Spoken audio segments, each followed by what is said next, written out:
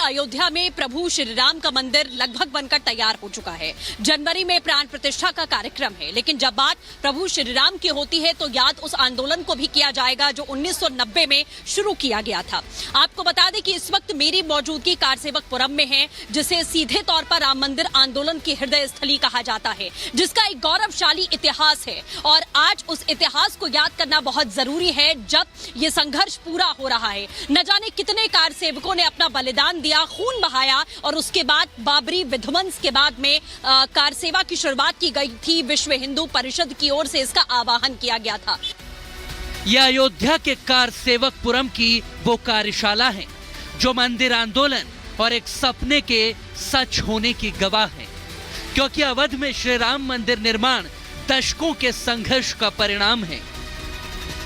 इस दिव्य धाम के लिए करोड़ों भक्तों ने सपने देखे तो कई लोगों ने अपनी जान गंवाई है, जिनमें वो कार सेवक थे जो राम मंदिर आंदोलन से जुड़े हुए थे। अब उन्हीं कार सेवकों की तस्वीरें लगाकर उन्हें याद किया जा रहा है।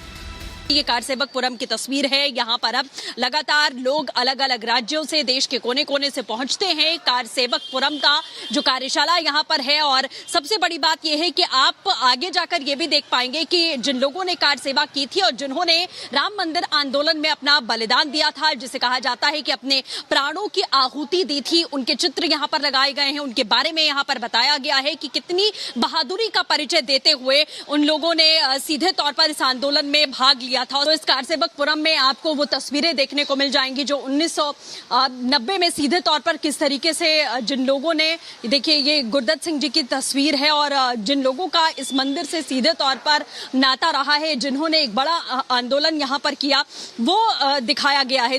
ये वो तस्वीरें हैं जो उस वक्त की याद दिलाती है जब ये आंदोलन की शुरुआत यहाँ पर हो रही थी। और इसी के साथ में कोठारी बंधुओं का जिक्र जरूर यहाँ पर किया जाता है कि किस तरीके से हजारों हजार जवानों की यहाँ पर तैनाती थी। और यही कोठारी बंधु हैं राम कुमार कोठारी और शरद कोठारी, जिन्होंने सबसे पहले बाबरी पर भगवा लहराया था। ये उनकी तस्वीर है और उनकी याद में यहाँ पर उनकी तस्वीर लगाई गई है। देखिए विजय दिवस की ये तस्वीर है जब विध्वंस होता है, किस तरीके से लोग जख्मी हुए थे, किस तरीके के हालात थे, वो सब कुछ जो है वो यहाँ पर आपको दिख जाएगा। कार सेवा में किस तरीके से अशोक सिंघल जी जख्मी हुए थे, उनकी भी एक तस्वीर जो है वो यहाँ पर लगाई गई है और बताई गई है, क्योंकि इस आंदोलन में सबसे मुख्य स्रोत अगर किसी को कहा जाता है तो अशोक सिंघल जी को कहा जाता है, जिनकी तस्वीर आप यहाँ पर देख पा रहे हैं।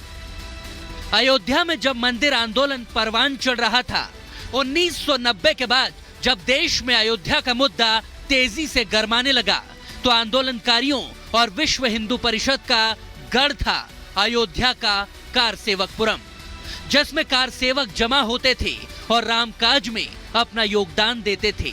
वो काम अब तक निरंतर जारी रहा।